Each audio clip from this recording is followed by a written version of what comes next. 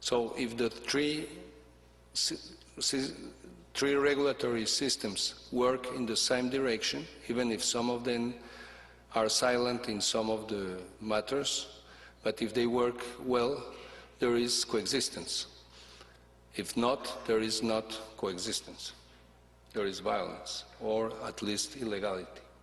I have to remember that we do not know if moral reflection is convergent or is divergent, but each human being is invited to developing his own morals, obviously inspired in law, in constitution, in art works, in family values, in work values, and so on. And each community has the right to develop certain different customs, habits, for example, food habits. And if someone makes a mockery about it, they can go to the justice and defend. There is also religious pluralism. There is sexual pluralism to some extent, to different extent in different states. So that's the harmony between law, morals, and cultural in an individual. From individual to individual, it can change. You have different things that are approved by different individuals. And sometimes you have divorce between morals and culture. You have, for example, taking 3 ties. I could put to me today 3 ties, or having strange laces or so. So that's not my problem. I accept that morality makes people to behave sometimes in rupture with culture. My problem is here. When you have illegal actions that are culturally approved or morally approved or both, that's a big problem.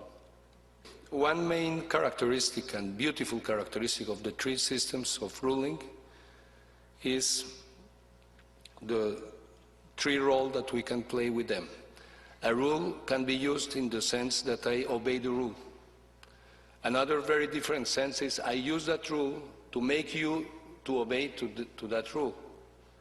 And the third characteristic is let's join some people and we can try to change, very clearly law.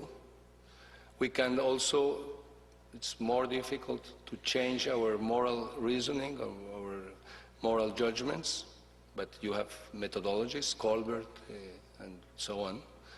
And you have also, and that's the more ambitious point, is to change culture, the third column. Change the things for which people feel shame, or change the things for which people feel well accepted or well recognized. If this is a representation of divorce between law, morals, and culture, then agreements are difficult to make and very difficult to apply, to develop, to accomplish.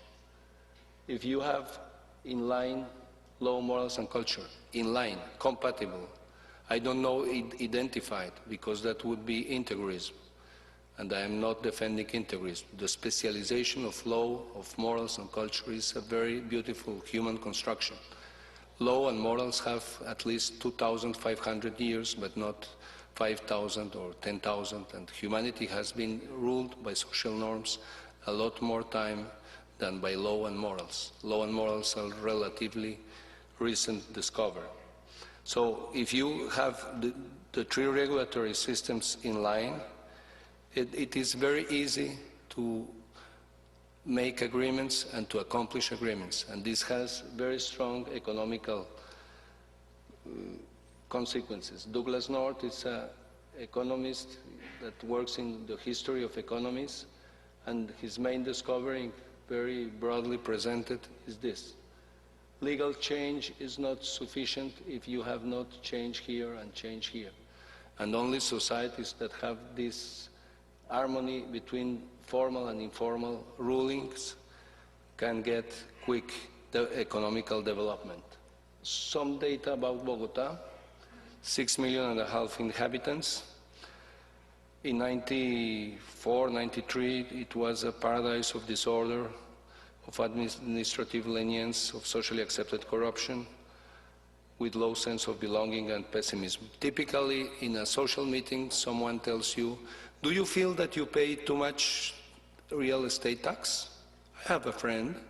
We could arrange the tax valuation down, so you have to pay less. And there were a lot of crimes against life and propriety. As candidate for mayor, I was invited for a seminar, a forum, or an encounter about the stealing of cars. And in my first government, in the first Security Council meeting, I swore that I will not go to discussions about car stealing before we make the same number or more discussions about life crimes, like crimes against life. This is Colombia. As you see, excepting 93, Colombia has been more violent than Bogota. We will see this, what was the evolution. Bogota was characterized by a shortcut culture. I mean by shortcut culture, trying to get the results in a very short time, a very short term, without looking to consequences in time, longer, more remote consequences, and also disregarding the consequences for people different from ourselves. Well, these are manifestations of shortcut culture you can get from jaywalking, cars parking on sidewalks, street vendors in unauthorized places. Some actions. The main idea is that you are not born as a citizen. Citizenship is like language. I don't know any person that has been born speaking. If a very practical pair of parents were shortcutters, they would not speak to their baby. They would say, let the baby grow up. When he speaks, we will speak to him. And citizenship is the same. If we do not treat one the other as citizens, we will never get citizens. The group that backed me in 1994 elections was called Ciudadanos en Formación, citizens in preparation, or citizens in formation.